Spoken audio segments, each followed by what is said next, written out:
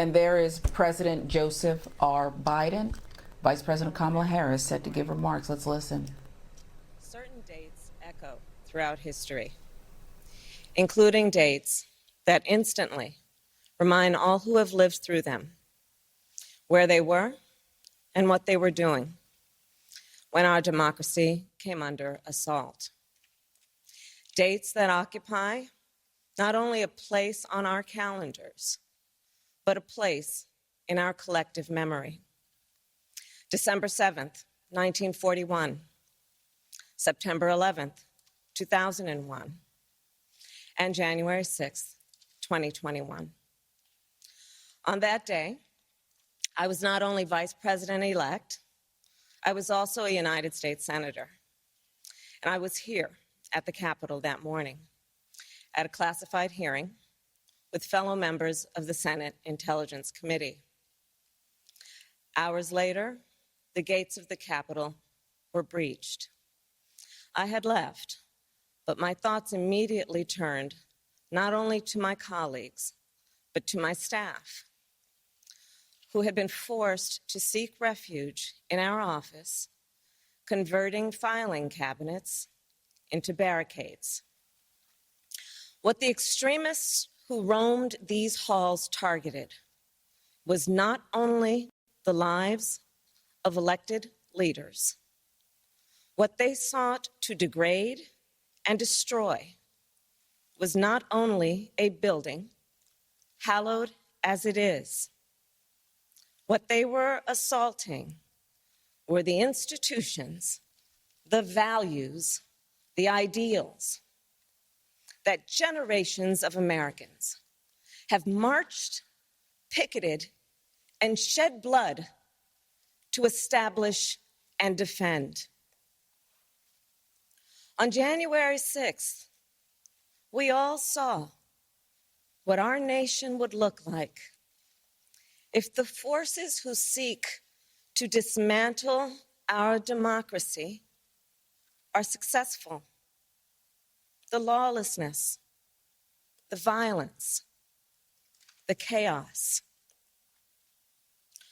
What was at stake then and now is the right to have our future decided the way the Constitution prescribes it, by we, the people, all the people. We cannot let our future be decided by those bent on silencing our voices, overturning our votes, and peddling lies and misinformation, by some radical faction that may be newly resurgent, but whose roots run old and deep. When I meet with young people, they often ask about the state of our democracy, about January 6th. And what I tell them is January 6th reflects the dual nature of democracy, its fragility and its strength. You see, the strength of democracy is the rule of law. The strength of democracy is the principle that everyone should be treated equally, that elections should be free and fair, that corruption should be given no quarter. The strength of democracy is that it empowers the people. And the fragility of democracy is this, that if we are not vigilant, if we do not defend it, democracy simply will not stand. It will falter and fail. The violent assault that took place here, the very fact of how close we came to an election overturned, that reflects the fragility of democracy. Yet, the resolve I saw in our elected leaders when I returned to the Senate chamber that night, their resolve not to yield, but to certify the election, their loyalty not to party or person, but to the Constitution of the United States. That reflects its strength. And so, of course, does the heroism of the Capitol Police, the DC Metropolitan Police Department, the National Guard, and other law enforcement officers who answered the call that day, including those who later succumbed to wounds, both visible and invisible. Our thoughts are with all of the families who have lost a loved one. You know, I wonder, how will January 6th come to be remembered in the years ahead? Will it be remembered as a moment that accelerated the unraveling of the oldest, greatest democracy in the world? Or a moment when we decided to secure and strengthen our democracy for generations to come? The American spirit is being tested. The answer to whether we will meet that test resides where it always has resided in our country, with you, the people. And the work ahead will not be easy. Here in this very building, a decision will be made about whether we uphold the right to vote and ensure free and fair elections. Let's be clear, we must pass the voting rights bills that are now before the Senate. And the American people must also do something more. We cannot sit on the sidelines.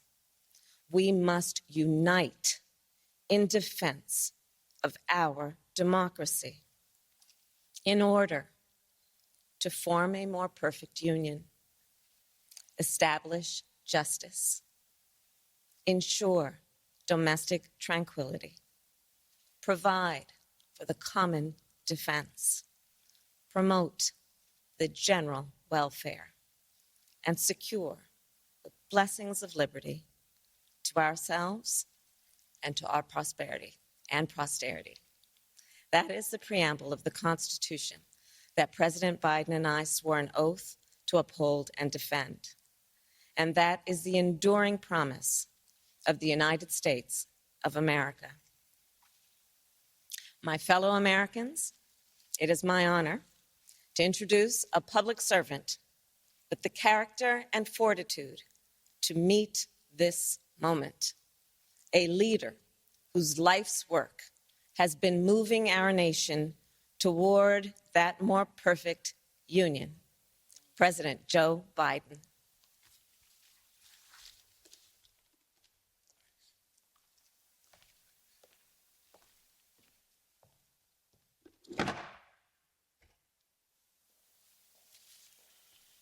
Madam Vice President, my fellow Americans, to state the obvious, 1 year ago today, in this sacred place, democracy was attacked, simply attacked. The will of the people was under assault. The Constitution, our Constitution, faced the gravest of threats. Outnumbered in the face of a brutal attack, the Capitol Police, the DC Metropolitan Police Department, the National Guard, and other brave law enforcement officials saved the rule of law. Our democracy held. We, the people, endured. We, the people, prevailed.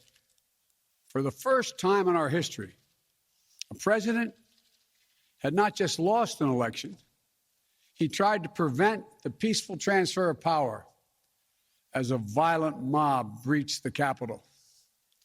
But they failed. They failed. And on this day of remembrance, we must make sure that such attack never happens again. I'm speaking to you today from Statuary Hall in the United States Capitol. This is where the House of Representatives met for 50 years in the decades leading up to the Civil War. This is on this floor. It's where young Congressman of Illinois, Abraham Lincoln, sat at desk 191. Above him, above us, over that door leading into the rotunda, is a sculpture depicting Cleo, the muse of history. In her hands, an open book in which she records the events taking place in this chamber below. Cleo stood watch over this hall 1 year ago today, as she has for more than 200 years. She recorded what took place, the real history, the real facts, the real truth, the facts and the truth that Vice President Harris just shared, and that you and I and the whole world saw with our own eyes. The Bible tells us that we shall know the truth, and the truth shall make us free. We shall know the truth. Well, here is the God's truth about January 6, 2021. Close your eyes. Go back to that day. What do you see? Rioters rampaging, waving for the first time inside this Capitol Confederate flag that symbolized the cause to destroy America, to rip us apart. Even during the Civil War, that never, ever happened. But it happened here in 2021. What else do you see? A mob breaking windows, kicking in doors, breaching the Capitol. American flags on poles being used as weapons, as spears. Fire extinguishers being thrown at the heads of police officers. A crowd that professes their love for law enforcement assaulted those police officers, dragged them, sprayed them, stomped on them. Over 140 police officers were injured. We all heard the police officers who were there that day testify to what happened. One officer called it, quote, a medieval battle, and that he was more afraid that day than he was fighting the war in Iraq. They've repeatedly asked since that day, how dare anyone diminish, belittle, or deny the hell they were put through? We saw with our own eyes. Rioters menaced these halls, threatening the life of the Speaker of the House, literally erecting gallows to hang the Vice President of the United States of America. But what did we not see? We didn't see a former president who had just rallied the mob to attack, sitting in the private dining room off the Oval Office in the White House, watching it all on television and doing nothing for hours as police were assaulted, lives at risk, the nation's capital under siege. This wasn't a group of tourists. This was an armed insurrection. They weren't looking to uphold the will of the people. They were looking to deny the will of the people. They weren't looking to uphold a free and fair election. They were looking to overturn one. They were looking to save the cause of America. They were looking to subvert the Constitution. This isn't about being bogged down in the past. This is about making sure the past isn't buried. That's the only way forward. That's what great nations do. They don't bury the truth. They face up to it. Sounds like hyperbole, but that's the truth. They face up to it. We are a great nation. My fellow Americans, in life there's truth, and tragically there are lies. Lies conceived and spread for profit and power. We must be absolutely clear about what is true and what is a lie. And here's the truth. The former President of the United States of America has created and spread a web of lies about the 2020 election. He's done so because he values power over principle. because he sees his own interest as more important than his country's interest, than America's interest. And because his bruised ego matters more to him than our democracy or our Constitution, he can't accept he lost, even though that's what 93 United States senators, his own attorney general, his own vice president, governors and state officials in every battleground state have all said he lost. That's what 81 million of you did as you voted for a new way forward. He has done what no president in American history, the history of this country, has ever done. He refused to accept the results of an election and the will of the American people. Well, some courageous men and women in the Republican Party are standing against it, trying to uphold the principle of that party. Too many others are transforming that party into something else. They seem no longer to want to be the party of Lincoln, Eisenhower, Reagan, the Bushes. But whatever my other disagreements are with Republicans who support the rule of law and not the rule of a single man, I will always seek to work together with them to find shared solutions where possible. Because if we have a shared belief in democracy, then anything is possible. Anything. And so at this moment, we must decide, what kind of nation are we going to be? Are we going to be a nation that accepts political violence as a norm? Are we going to be a nation where we allow partisan election officials to overturn the legally expressed will of the people? Are we going to be a nation that lives not by the light of the truth, but in the shadow of lies? We cannot allow ourselves to be that kind of nation. The way forward is to recognize the truth and to live by it. The big lie being told by the former president and many Republicans who fear his wrath is that the insurrection in this country actually took place on Election Day, November 3rd, 2020. Think about that. Is that what you thought? Is that what you thought when you voted that day? Taking part in an insurrection? Is that what you thought you were doing? Or did you think you were carrying out your highest duty as a citizen and voting? The former president's supporters are trying to rewrite history. They want you to see Election Day as the day of insurrection. And the riot that took place here on January 6th as a true expression of the will of the people.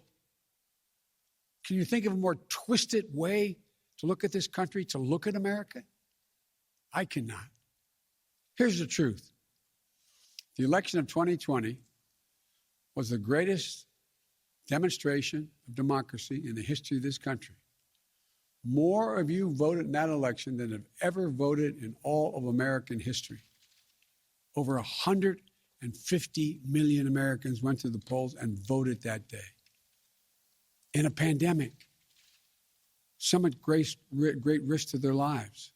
They should be applauded, not attacked. But right now, in state after state, new laws are being written, not to protect the vote, but to deny it. Not only to suppress the vote, but to subvert it.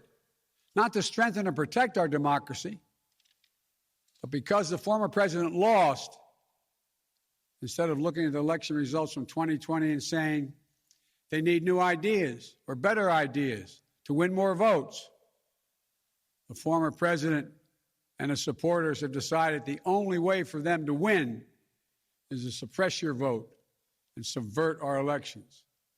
It's wrong. It's undemocratic. And frankly, it's un-American. The second big lie being told by the former president and his supporters is that the results of the election of 2020 can't be trusted. The truth is that no election in American history has been more closely scrutinized or more carefully counted. Every legal challenge questioning the results in every court in this country that could have been made was made and was rejected, often rejected by Republican-appointed judges, including judges appointed by the former president himself, from state courts to the United States Supreme Court. Recounts were undertaken in state after state. Georgia counted its results 3 times, with 1 recount by hand. Phony partisan audits were undertaken long after the election in several states. None changed the results. And in some of them, the irony is the margin of victory actually grew slightly. So let's speak plainly about what happened in 2020. Even before the first ballot was cast, the former president was preemptively sowing doubt about the election results. He built his lie over months. It wasn't based on any facts. He was just looking for an excuse, a pretext, to cover for the truth. He's not just a former president. He's a defeated former president. Defeated by a margin of over 7 million of your votes in a full and free and fair election. There is simply zero proof the election results are inaccurate. In fact, in every venue where evidence had to be produced, an oath to tell the truth had to be taken, the former president failed to make his case. Just think about this. The former president and his supporters have never been able to explain how they accept as accurate the other election results that took place on November 3rd. The elections for governor, United States Senate, House of Representatives. Elections which they closed the gap in the House. They challenged none of that. President's name was first. Then we went down the line. Governors, senators, House of Representatives. Somehow those results are accurate on the same ballot. But the presidential race was flawed. And on the same ballot, the same day, cast by the same voters. The only difference, the former president didn't lose those races. He just lost the one that was his own. Finally, the third big lie being told by a former president and his supporters is that the mob who sought to impose their will through violence are the nation's true patriots. Is that what you thought when you looked at the mob ransacking the Capitol, destroying property, literally defecating in the hallways, rifling through the desks of senators and representatives, hunting down members of Congress? Patriots? Not in my view. To me, the true patriots were the more than 150 Americans who peacefully expressed their vote at the ballot box. The election workers who protected the integrity of the vote. And the heroes who defended this Capitol. You can't love your country only when you win. You can't obey the law only when it's convenient. You can't be patriotic when you embrace and enable lies. Those who stormed this Capitol, and those who instigated and incited, and those who called on them to do so, held a dagger at the throat of America, at American democracy. They didn't come here out of patriotism or principle. They came here in rage, not in service of America, but rather in service of one man. Those who incited the mob, the real plotters who were desperate to deny the certification of this election, and defy the will of the voters. But their plot was foiled. Congressmen, Democrats, and Republicans stayed. Senators, representatives, staff, they finished their work the Constitution demanded. They honored their oath to defend the Constitution against all enemies, foreign and domestic. Look, folks, now it's up to all of us, to we the people, to stand for the rule of law, to preserve the flame of democracy, to keep the promise of America alive. That promise is at risk, targeted by the forces that value brute strength over the sanctity of democracy, fear over hope, personal gain over public good. Make no mistake about it, we're living at an inflection point in history, both at home and abroad. We're engaged anew in a struggle between democracy and autocracy, between the aspirations of the many and the greed of the few, between the people's right of self-determination and the self-seeking autocrat. From China to Russia and beyond, they're betting that democracy's days are numbered. They've actually told me democracy is too slow, too bogged down by division to succeed in today's rapidly changing, complicated world. And they're betting.